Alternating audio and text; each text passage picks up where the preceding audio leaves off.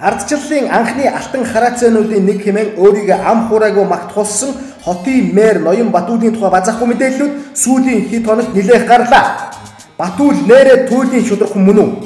20 жил ажилгүй явсан дахимын хоолой зангируулан өгүүлэх Дайр Сүхбаатар ардчилсан холбоог бүр байгуулсан ухаан орж ирчгээд жагсаал цуглаандаач ирэлгүй бултдаг байсан хэрнээ өөрийгөө ардчлалын загалмайлсан эцэг моон хэмээн бүлтэрдэг гэдгийг нь илчлэн бичиж үгүй чимдийн инхэнэрэ яриаг харахад бас л эргэлзээ төрхөөр.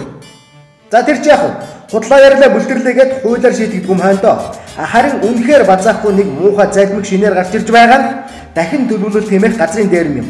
Улаанбаатар хотод одоо түүс усгч зай байхгүй болсон тул хуучны чанар сайтай барилгуудыг ашиглалтын шаардлага хангахгүй гэх нэрийдлэр дахин төлөвлөлтөнд оруулж газрыг нь дээрэмдэх бизнес рүү нийслэлийн удирдлагууд ханцуу шамлан оржээ. Яаж байгаа юм гэхээр эдгээр хуучны барилгууд хизээ мүдгүй нурж хүн дарж ална гин. Өнөө маргааш Улаанбаатарт газар хөдлөж бөөн сүрэл болно хэмээн айлгаж сүрдүүлнэ. Үнэн үү? Яг адилхан нас чацуу хийж ижил барилгууд энэ хүн хон эрхүү улаан үдэд хэвнэг байгаад байгаа. Байхарж барахгүй бүр хизээч болохгүй юм шиг засаг үйлчилгээ хийж хөрөнгө зараад болоод байгаа юм. Оршууд болоод л тэр аюулыг нь мэдэхгүй тэнэгтэйд байна гин дээ. Тэгэхээр энэ газар хөдлөлт гамшиг аюул гинэтэрээ бол тархиугаал газрын дээр мөн гэж бодогдно. 3-аас 4 давхар барилгыг нураачхад оронд нь 10-аас дээш давхар асар том барилга болсон.